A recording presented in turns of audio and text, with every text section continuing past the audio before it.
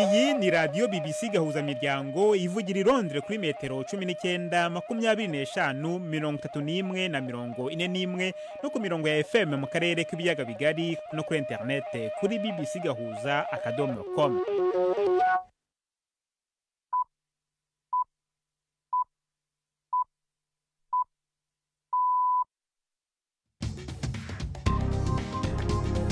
Ubu ni saa 10 n'igice ku isaha mpuzamahanga ya GMT, ni saa 12 n'igice ku isaha yo mu Rwanda no mu Burundi. Muri studio muri kumwe na Jacques Niyitegeka. Izi ni ingingo z'ingenzi zigize aya makuru. Ishyaka ry'abakozi b'abakurde PKK ritemewe na leta ya Turkiya ryari rimaze imyaka 40 ryarigometse ku butegetsi, ryatangaje ko rigiye gushyira intwaro hasi kandi rigahagarika gukora. Mu Burundi, umudepite Jean Baptiste Sindayigaya wo mu ntara ya Kirundo avuga ko mu mpera z'icyumweru gishize yahohotewe n'abagabo batari bamenyekana mu mujyi wa Bujumbura. Ura n'abantu bari mu modoka ya double cabine ifise imbaratsi itaboneka, ifise ibiyo bitabona, nibwo bava mu modoka ari bane, babiri bari hejuru abandi babiri bava imbere, baramfata ngo banyize imodoka. Bari bambaye imyambaro isanzwe, nta myambaro ya gisirikare cyangwa polisi bari bambaye. Mu Rwanda, ikigo cy'imiyoborere RGB cyatangaje ko cyambuye ubuzima gatozi umuryango Grace Room Ministries ngo kubera ko wakoraga ibikorwa bisa nk'iby'insengero kandi atari byo waherewe uburenganzira bwo gukora. Tubafitiye n'ikiganiro cy'urubuga rw'imikino. Muri mwese ikaze muri aya makuru yo kuri wa mbere, turi ku itariki ya 12 z'ukwezi kwa gatanu.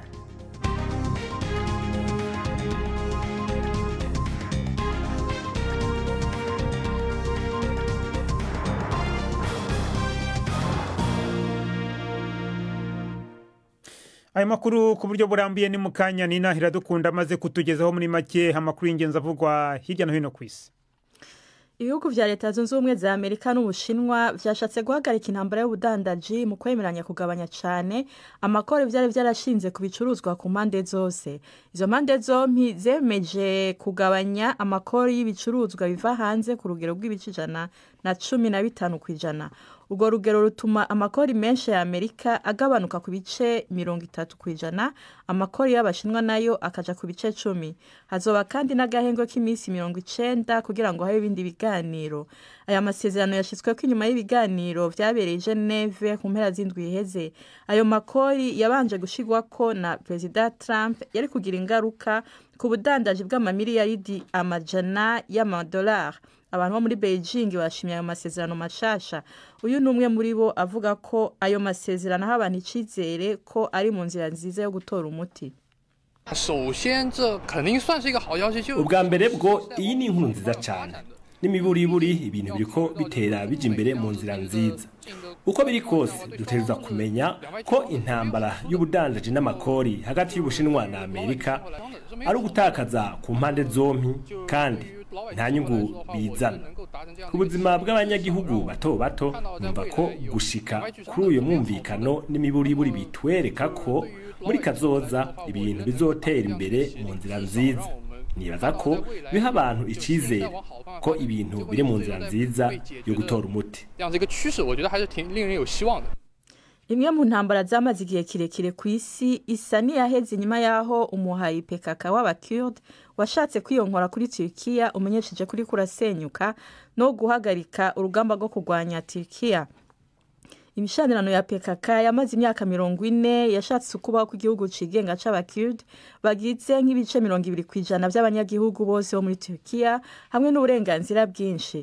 Mu itangazo yasohowe n'uwo muhari uvuga ko ivyo bishobora gutorerwa umuti biciye muri politike ya demokrasi.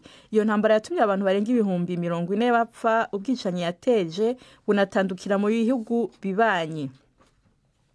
Ababonye ingene igitero cy'inyeshamba z'abayisilamu mu buraruko bwa Burkina Faso cagenze bavuga ko abasivile n'abasirikare baharugwa muri za 100 bishwe.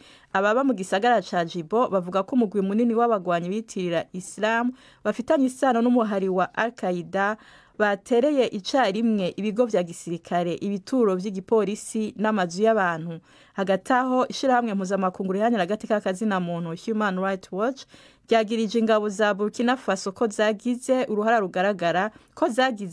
rugaragara mu bwicanyi bw'abanyagihugu b'abasivile barenga 130 b'abafulani mu gikorwa ca gisirikare cakozwe mu bigwati vyo mu burengero bw'ico gihugu. Abategetsi ba gisirikare bari ku ntwaro ntibaragira ico bavuga kuri ivyo birego. Hari amakuru avuga ko indege z'intambara za Israel n'utudege tutajamwe abadereva vyahagaritse kuguruka hejuru ya Gaza mu gihe hitezwe ko umuhari Hamas urekura Eden Alexander, umunyamerika wa nyuma uwo mugwi wari ugifise. Eden asanzwe anafise ubwenegihugu bwa Israel, yari yarafashwe igihe yari mu gisirikare ca Israel. Imiryango y'abandi bantu bafashwe bunyagano imaze igihe isaba Perezida Trump ngo afashe mu kurekuza ababo. Ni inkuru ya Yolande Nere muva mu ijwi rya Fanaga Kwaya. Biravugwa yuko ingabo za Isiraheli zabaye zihagaritse imirwano i Gaza nyuma yaho ibiganiro hagati y'Amerika n'umutwe wa Hamas byatumye haba itangazo ritunguranye. Iki kibaye ikimenyetso cyiza gihawe Perezida Trump mbere yuko agira urugendo mu karere k'uburasirazuba bwo hagati. Mu butumwa yacishije ku mbuga nkoranyambaga, umukuru wa Amerika yavuze yuko ari inkuru nziza cyane. Birakekwa yuko abantu bagera kuri 24 mu bashimuswe bakiri mu maboko ya Hamas. Kare hari abantu benshi bari bateraniye ku rubuga rwitiriwe abashimuswe i Tel Aviv. Umubyeyi w'umusirikare wa Isiraheli uri muri abo bashimuswe yavuze yuko umutima we washenjaguwe, asaba Perezida Trump gufasha mu kurangiza iyi ntambara maze abashimuswe bakagarurwa iwabo bose. Hagati aho amakuru aje kudushikira mu kanya nuko umugwi Hamas uvuga ko amaze kurekura Eden Alexander avigaza aza kujanwa ku kirindiro ca gisirikare kugira asuzumwe uko amagara yiwe yifashe. Iyi mwumva ni BBC Gahuza Miryango. Perezida Trump yavuze ko yabwiye ibihugu vya Pakistan n'Ubuhindi ko Amerika itazokora ubucuruzi navyo nibo vyabandanya kugwana. Bwana Trump yavuze ko kuvyemerera kongereza ubudandaji ariyo yabaye imvunya mukuru yatumye ivyo bihugu bibiri vyemeza kuhagarika intambara ku munsi wa gatandatu inyuma y'imisi y'ibitero bijabuka imipaka. Yabwiye abamenyesha makuru mu biro vyiwe bizwi nka White House ko Amerika yahagaritse intambara y'ibigwanisha ruhonyanganda kandi ko abantu amamiliyoni bari gushobora kwicwa. Ayo masezerano yo guhagarika ingwano yarubahirijwe kandi abakuru b'ingabo bo mu Buhindi no muri Pakistani bavuganya kuri telefone mu gitondo cyo kuri uwo munsi wa mbere. Leta ya Afrika y'Epfo ivuga ko abazungu bo muri Afrika y'Epfo muri Antunga ubu bari mu nzira baja muri Amerika nk'impunzi ataguhamwa bakorewe. Mu kiganiro yagize amasaha makeya imbere yuko umugwi wa mbere w'abantu 49 uvuye i Johannesburg, umushikiranganje w'ububanye n'amahanga Ronald Lamola yavuze ko ingorane iyo ariyo yose abarimyi baba Afrikaner bahura nayo ishobora gutorega umuti mu gihugu c'amavukiro. Donald Trump yabise ko ari abashikiwe n'ivanguramoko kandi yagize Afrika y'Epfo ko yihagiye amatongo y'abarimyi y'abazungu atamuzimbukiro bahawe, ivyo Pretoria yamye ihakana. Ubutegetsi bwa Trump bwahagaritse ubusabe hafi ya bwose bw'abimukira basaba ubuhungiro. Jacques urakoze Nina Iradukunda kuri iyo ncamake y'amakuru.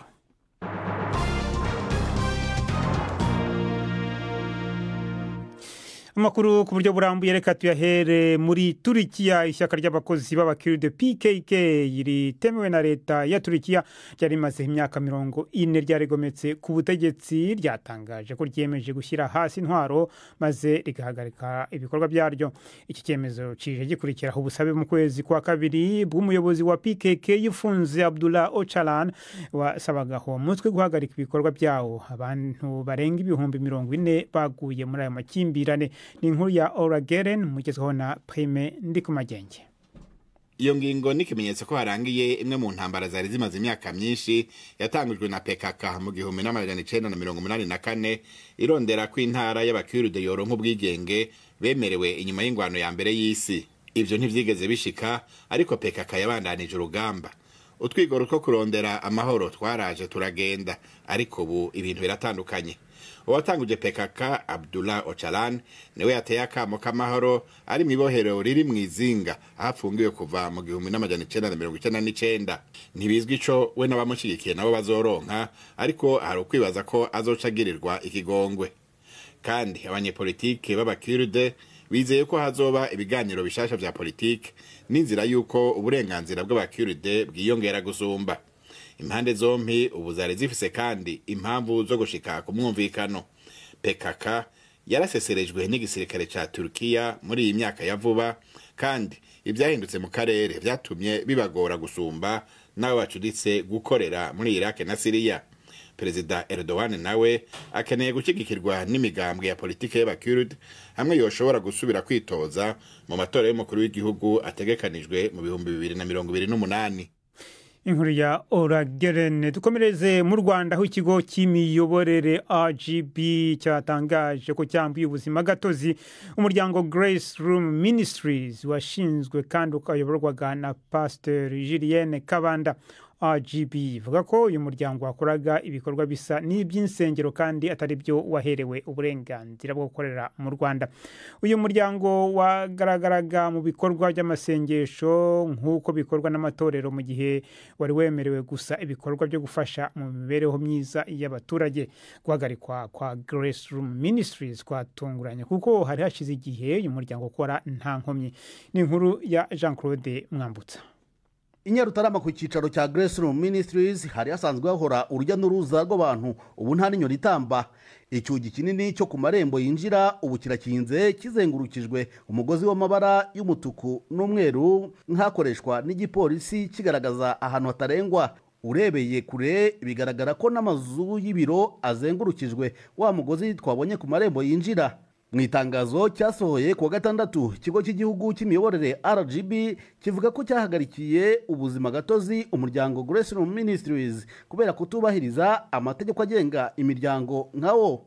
RGB ivuga ko Grace Room Ministries yibanze ku bikorwa by'amasengesho nyamara atari byo biri mu mategeko shingiro yawo. Iki kigo kivuga ko imiryango yose ihawe ubuzima gatozi itegetswe gukorera mu mbibi z'ibyo yabusabiye gusa. Ntabwo RGB yeruye ngo ivuge ibikorwa nyirizina byatumye uyu muryango uhagarikirwa ubuzima gatozi, gusa hari hashize igihe uyu muryango wigaragaza nk'itorero ndetse ibiterane byawo byitabirwa cyane, dore ko hari naho byavugaga ko habamo no gukiza indwara zirimo n'izananiye abaganga. Kugeza ubu ntacyo Pastor Julienne Kabanda yari yatangaza kuri iki kibazo.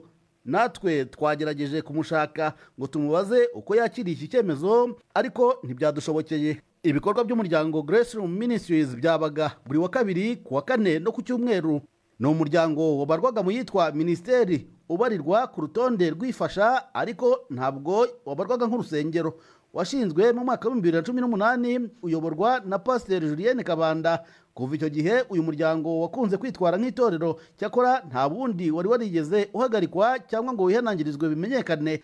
Pastor Julienne Kabanda yarakunzwe cyane, ibikorwa bye byitabirwa cyane. Mu minsi ishize yaraherutse gukoranya abagera ku 10,000 muri Kigali Arena, bose bambaye imyambaro y'umweru. Mu rwego rwo gufasha uyu muryango wagaragaraga cyane mu bikorwa byo kurwanya ibiyobyabwenge, gufasha abakobwa babyariye iwabo ndetse no kwishyurira amashuri abana bo mu miryango itishoboye. Jean Claude Mwambutsa, BBC Gahuza Miryango i Kigali.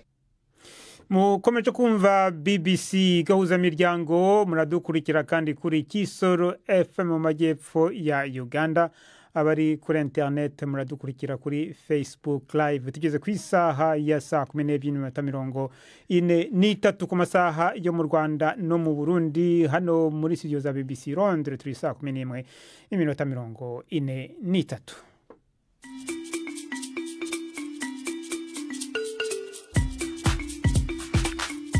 BBC Gahuza Miryango yabateguriye uburyo bwo gupakurura ibiganiro vyayo mukabibika muri telefone ngendanwa zanyu canke computer, mukaza kuvyumviriza igihe cyose mubishakiye.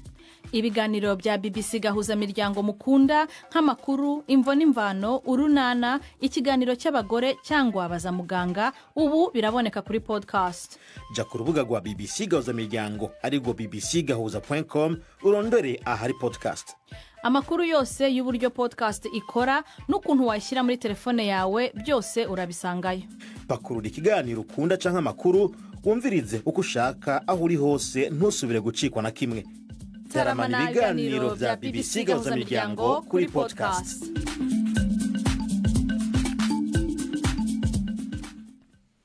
Kanoneho dukomereze mu Burundi aho Jean Baptiste Sindayigaya umudepite wo mu ntara ya Kirundo avuga ko mu mpera z'icyumweru gishize yahohotewe n'abagabo bane, umwe muri bafite imbunda igihe yarageza hitwa Gare du Nord mu mujyi wa Bujumbura ubwo yaravuye hagati mu gihugu. Avuga ko inzego zibishinzwe zirimo gukora iperereza kugira ngo zimenye abo bantu bamuhoteye abaribo.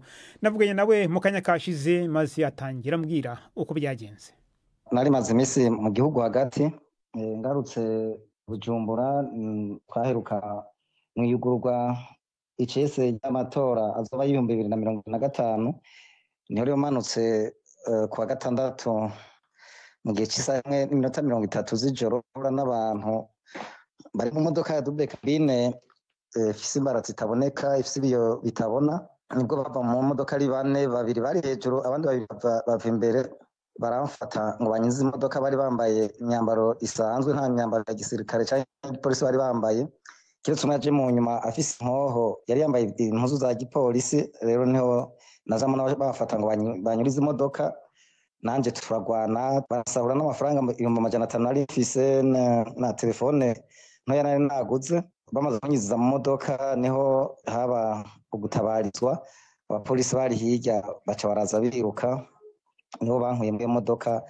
Abo bantu bataramenyekana gushika ubu ko abayijejwe bariko barabarondeza, baca bagenda mugabo mu nyuma niho bamwe muri abo bapolisi bavuga ati ibyo ari byo byose nabonye umengo nabo mwigendereza.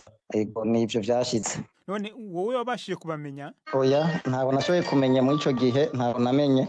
Nabambeshe mvuze ko nabamenye uretse gusa abapolisi bavuze ati bo barabo mwigendereza, sino je sino ngo narabamenye. Bavugaga ko baguhora iki? Ico nico kitaramenyekana ko igihe bataranafatwa ngo baje imbere y'ubutungane, nawe afushoka ngo bampora iki, ko je nta muntu twadufitaniye amatati mu uwo mwana uvuga ngo iyo tuma ndondeza ku buryo yongirira nabi. Wagendaga n'amaguru uri wenyine? Nari mu modoka ya double cabine yera yari mvanye ruguru. Iyo rero niyo bakuvanyemo? Yego. Ni wewe wari yitwaye cyangwa hari undi muntu wari gutwaye? Oya, hari umushoferi yari yitwaye, sije ndayitwaye.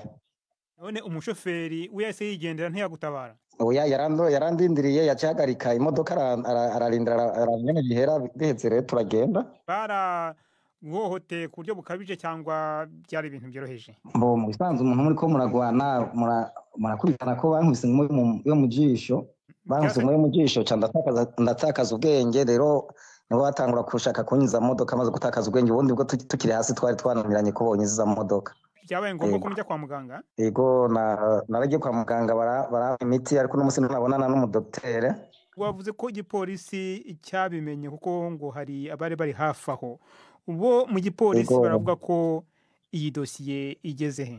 Mu gipolisi nsivuga ngo idosiye igeze aha kuko mu gihe ababijejwe bakigira amatohoza sino cyangwa ngo bigeze aha, abo nyene ntashobora kuvuga mu bisanzwe ibintu bikiri mu matohoza nta ubishira hejuru, baracabikorera ko. Ariko icyo dushima nuko inzego z'umutekano cyane cyane umushiranganje w'umutekano abo mwigendereza bamaze kubifata amaboko ariko arabikorera ko kugira ngo ukuri ko bakoze icyo cyaha baja habona.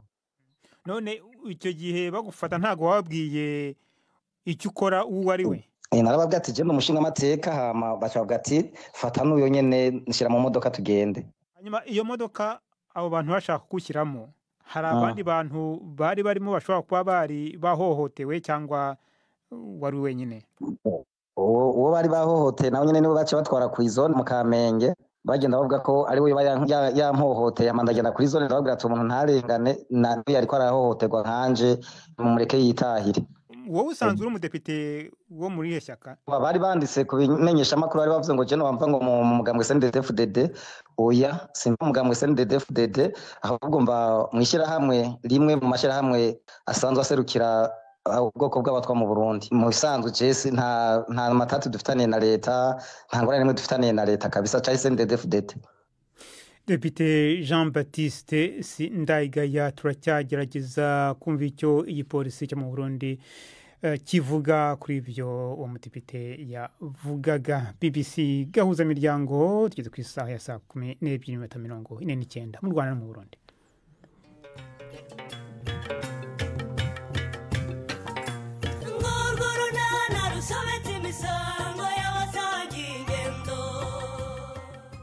Mu kiganiro unana cyo kuri wa kabiri twabateguriye iyo rero ni imwe mu mpamvu nagushakaganye ndagira ngo uca ku gasuzuguro gace gute se bute wirinde gucika intege cyangwa guha abo bantu urwaho rwo kukwishima hejuru. Yewe nisi yabampaye sijye wabihaye nako ni iminsi yabangabije pe. Anye Karume bude ubundi Chris yigeze akubwira ati sinshaka kuzongera kukubona mu buzima bwanjye cyangwa sinkigukunda na gato. Ni 12:45 kuri BBC. Ntimuzacikwe rero ni ikinamico urunana. Ubu noneho ni umwanya w'ikiganiro cy'urubuga rw'imikino. Uyu munsi mwateguriwe kandi mugezwaho na Yves Bucyana.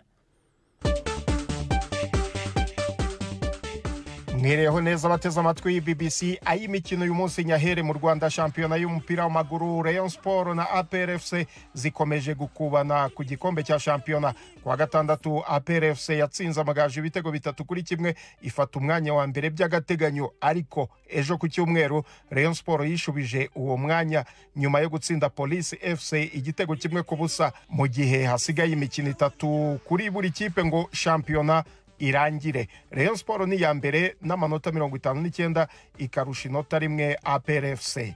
Mu mukino wa basketball mu gihugu cya Angola mu mpera z'icyumweru habereye tombola yo gushyira amakipe mu matsinda mu mikino y'igikombe cya Afrika Afrobasket kizakinirwa mu gihugu cya Angola mu kwezi kwa 8 uyu mwaka. Iyi tombola yashyize u Rwanda, Repubulika ya Demokarasi ya Kongo, Cote d'Ivoire na Cape Verde mu itsinda rya mbere. Itsinda rya kabiri rigizwe na Tunisia, Madagascar, Nigeria na Cameroon. Irya gatatu ririmo Angola, Sudani y'Epfo, Guinea na Libya. Naho itsinda rya kane ririmo Senegal, Mali, Misiri na Uganda.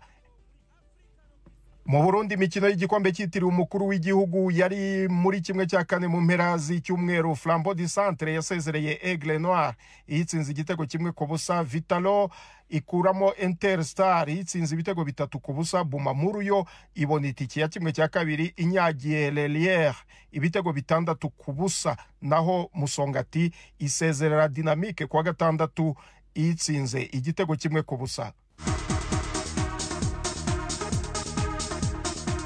Tujye ku mugabane w'Uburayi mu Bwongereza. Umutoza mukuru wa Manchester United Ruben Amorim ababajwe cyane n'ikipe ye ikomeje gukubitwa muri shampiyona yamaze kwegukanwa na Liverpool, mu gihe amakipe menshi ari kurwanira itike yo kuzakina Champions League umwaka utaha.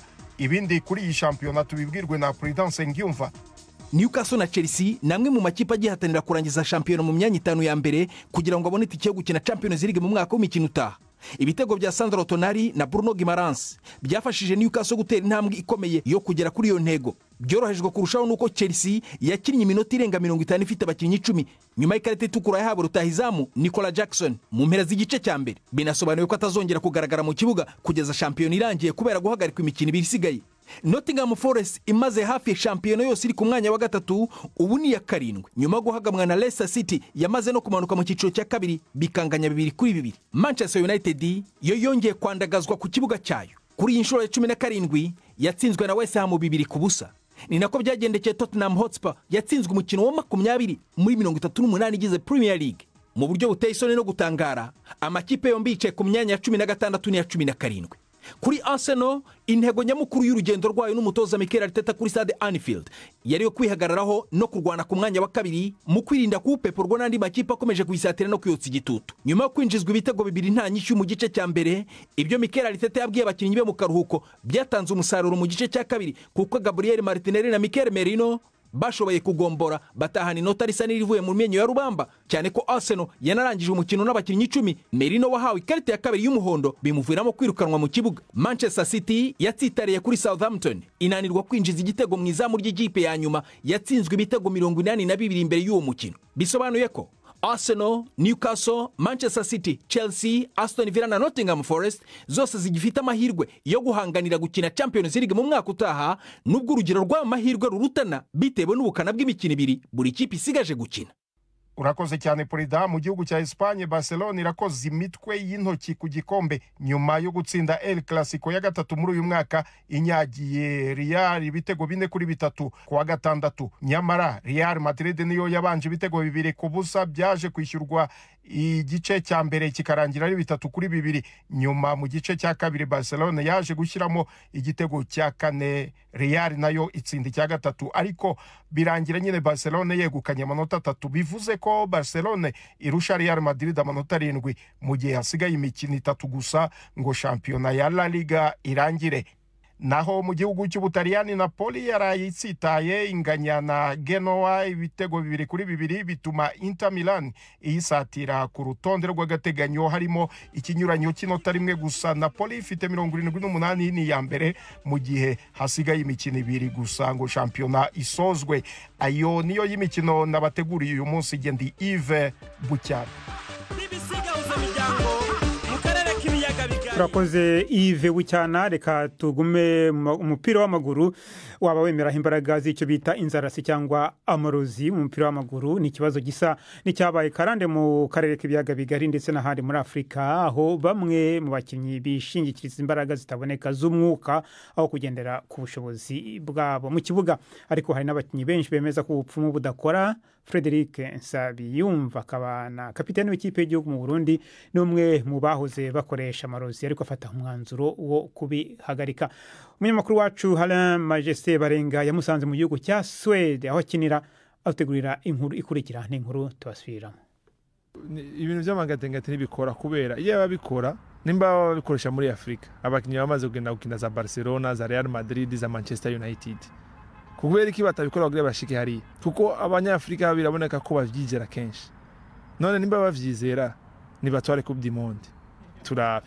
Urumva ayo nama example ari typique. Uwari kwavuga ko ari kwihenda, kwizera uburozi, abapfumu, amangetengete n'utundi dusabiko mu mupira w'amaguru na cane cane ku bakinyi b'abanyafrika babigize umwuga bavyizera cane. Ni Frederic Nsabiyumva kizigenza wo mu guserukira bw'igihugu w'umupira w'amaguru mu Burundi ntamba mu rugamba. Igihe twamusangiwe mu gisagara ca Västerås ni bumanuko bw'igihugu ca Swede, umugabo w'imyaka 29 uno musa kini inyuma mu gwi w'ico gisagara ca Västerås mu cicaro ca mbere yihaye gukangurira abandi bakinyi b'abanyafrika guheba gukoresha amagetengete, uburozi n'indi mihamuro mu mupira w'amaguru. Uwe yahoze ari kigwanirwa mu migwi ya Atletico Olympique mu Burundi, Jomo Cosmos na Chipa United muri Afrika y'Epfo, avuga ko yisanze ariko akoresha gasabiko n'ayandi magetengete agitangura umupira w'amaguru kwera kutamenya n'abagenzi we bivuye ku gakuku. Kenshi abakenzi twinana bavuga ati nishobora gukina umupira w'amaguru utagiye mu by'abafumu, utagiye mu miti. Ari agateme bakunda gukoresha ati ngo kazi na dawa. So urumva ubishize mu mutwe n'abacumengo nivyo cyandondera umuntu araza aramfasha. Sinzi ibintu yashize ko imiti, ivyatsi bitandukanye arashirako cyambona afata rero umuntu wawiwe awushira ku kuguru kwanje. Mbona aguma akwega ibintu, akwega amabuye, amababi y'inkoko, akwega ibintu nyene bitandukanye, urusato rw'inzoka. Mvuga none ibi byose biko biva mu kuguru ngo urabona ibi nivyo baguteye cyanda byisangamo. Urumva rero umaze kwisanga muri environment ucusanga nawe bimaze kwinjira mubona ati kumbe nanjye shobora gukina nabikoresha. Baba bari yajyanye kugira bigira amafaranga. Sayumba Frederic avuga ko yakwiye amahanga na bagenzi be baja kuraguza no kurondera gasabiko kugira bakomeye mu mupira w'amaguru, ariko yasanze ari kinyoma. I Burundi kwanza nagiye mu ntara zitandukanye nyinshi mbere banashima, nja muri Kongo kwivuza biranka, nja Dar es Salaam biranka, Dar es Salaam ho nagiye kabiri biranka, baca bandangira undi Kigoma, bavuga Kigoma hoho ni komesha, hoho ashari yanje bazogufasha, naho nyene ndagenda biranka. Urumva hose naragiye mugabo nabufasha naronse. Uburyo nakoresheje bwari bwinshi cyane kandi iyo nikebuka nasanga amatungo yose anje nari mfise yari guhera muri abo bantu, kuko iyo ugiye umwanya wose bagusaba amahera kandi menshi. Sabiyumva Frederic asaba bagenzi we kubiheba kuko ari ubusumwa bwo kwiba abakinyi n'imiryango yabo y'abanyafrika. None n'abakinyi bangahe bakina ziburaya za Europe abazungu batera imbere, none n'abanyafrika nibakina n'abanyafrika, none n'abanyafrika basi niba baroge kugira niba bandanye ko babandanya bakina kandi bagatera imbere, kuko ugiye mu bafumu ubu uri kuronona kariyere yawe. Iyo ivyo naciyemo nabicamo sinarakumfise ubuzima mfise uno munsi, sinarakumfise amahoro mfise uno munsi. Frederic Sabiyumva uno munsi ni umuvuga butumwa muri imwe mu mashengero y'abaprotestante. Avuga ko ari ukumenya Imana biciye muco y'isagakiza byatumye amenya ukuri. Uno munsi akaba yatanguye isekeza ryo guhimiriza abagenzi b'Abanyafrika bakini Buraya no muri Afrika kuvavanwa gukoresha amagetengete. Aha bikora yifashije ibiganiro n'ibiteramo atunganya hirya no hino. Ivesteros majepfo y'igihugu ca Swede, Alain Majesté Barenga. Mwakoze guhita mu BBC gahuza miryango muramuke.